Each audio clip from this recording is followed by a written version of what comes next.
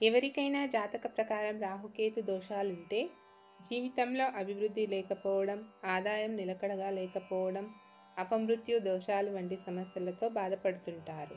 అయితే ఇలాంటి ఇబ్బందులను పోగొట్టుకోవడానికి సులభమైన పరిష్కారం ఒకటి ఉంది. అదేమిటో తెలుసుకుందాం.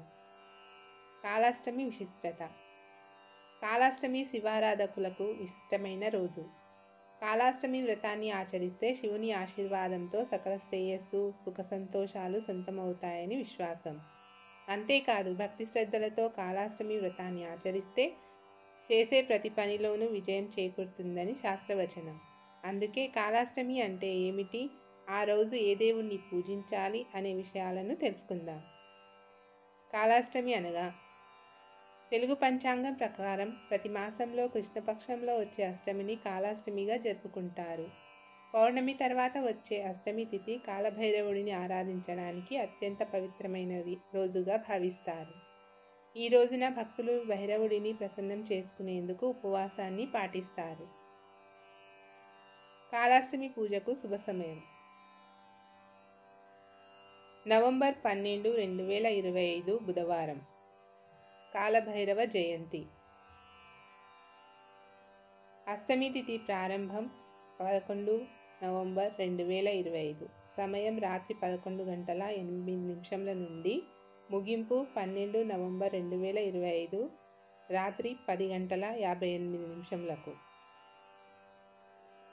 కాళాష్టమి రోజు ఏ దేవుడిని పూజించాలి?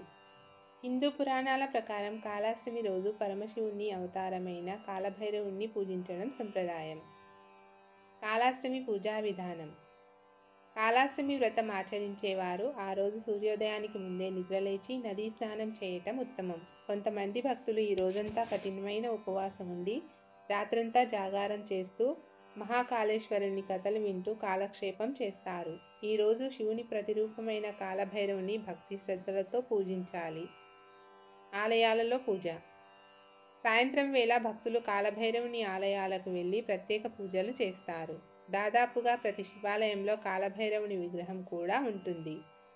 కాలభైరవుని సమక్షంలో ఆవ నూనెతో దీపాన్ని వెలిగించాలి. శివస్తోత్రం, కాలభైరవాష్టకం పఠించాలి. అనంతరం 11 ప్రదక్షిణాలు చేయాలి. కాలభైరవునికి కొబ్బరికాయ, నల్ల బెల్లం, రొట్టెలు వంటివి ప్రసాదంగా సమర్పించాలి. కొన్ని ప్రాంతాలలో భైరవునికి మద్యం కూడా నైవేద్యంగా సమర్పిస్తారు. శునక పూజ. కాళాష్టమి రోజు కాలభైరవ స్వరూపంగా భావించే శునకాన్ని పూజించడం కూడా సంప్రదాయంలో భాగమే. ఈరోజు నల్ల కుక్కకు పొట్టు మినపప్పుతో చేసిన గారెలు, పెరుగన్నం ఆహారంగా ఇస్తారు. అనంతరం కాళాష్టమి వ్రతకథను చదువుకోవాలి.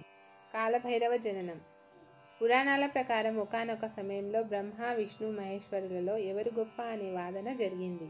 ఈ వివాదం ఎంతకు ముగియకపోవడంతో వివాదాన్ని పరిష్కరించేందుకు సర్వదేవతలను సమావేశపరిచారు. చర్చోపచర్చలు తర్వాత దేవతలు ఒక నిర్ణయానికి వచ్చారు. దేవతల తీర్పును శివుడు, విష్ణువు అంగీకరించారు. అయినప్పటికీ బ్రహ్మదేవుడు సంతృప్తి చెందకుండా శివుణ్ణి అవమానించాడు. ఇందుకు ఆగ్రహించిన శివుడు కాలభైరవుడిగా ఉగ్రరూపాన్ని ధరించాడు.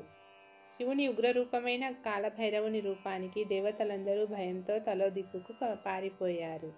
కాలభైరవుడు తన వాహనమైన నల్ల కుక్కను అధిరోహించి బ్రహ్మదేవునిపై దాడి చేసి బ్రహ్మదేవుని 5 శిరస్సులలో ఒక శిరస్సును ఖండించాడు. అప్పటి వరకు 5 తలలు ఉన్న బ్రహ్మదేవుడు ఆనాటి నుండి చతుర్ముఖ బ్రహ్మగా మారాడు.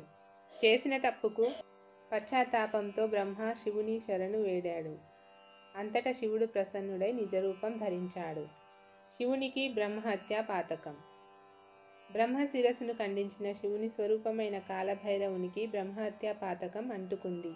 ఆ పాప ప్రక్షాళనకు ఘోరమైన తపస్సు చేసి కొన్ని వేల సంవత్సరాలు ముల్లోకాలు తిరిగి చివరకు వారణాసికి చేరుకున్నాడు. అక్కడ కాలభైరవునికి మోక్షం కలిగింది. అందుకే కాశీకి వెళ్ళిన వారు కాలభైరవుని తప్పక దర్శించుకోవాలి. కాళాష్టమి వ్రతమహత్యం. ఆదిత్య పురాణం కాళాష్టమి రోజు శివుని స్వరూపంగా భావించే కాలభైరవుని పూజించాల్సిన ఆవశ్యకతను వివరిస్తుంది. ఈ రోజున పరమశివుని కాలభైరవ స్వరూపంగా భావించి పూజించడం వలన జీవితంలో ప్రతికూల శక్తులు, చేపట్టిన పనుల్లో ఆటంకాలు తొలగిపోతాయని విశ్వాసం. అలాగే భక్తి శ్రద్ధలతో కాళాష్టమి పూజ చేసిన వారికి ఆరోగ్యం, శ్రేయస్సు కలుగుతాయి. కాలభైరవుని అనుగ్రహంతో రాహుకేతు దోషాల నుంచి విముక్తి లభిస్తుందని శాస్త్రవచనం. అంతేకాదు ప్రతి నెల కాలాష్టమి వ్రతాన్ని ఆచరించేవారు దుష్టశక్తుల ప్రభావం నుంచి బయటపడతారని పండితులు చెబుతున్నారు. కాలాష్టమి వ్రతాన్ని ఆచరించిన వ్యక్తికి దుఃఖాలు, అనారోగ్యాలు, శత్రువుల నుంచి విముక్తి లభిస్తుంది. కనుక కాలాష్టమి వ్రతాన్ని మనం కూడా ఆచరిద్దాం. సమస్త గ్రహ దోషాల నుంచి విముక్తి పొందుదాం. ఓం శ్రీ కాలభైరవ స్వామియే నమః.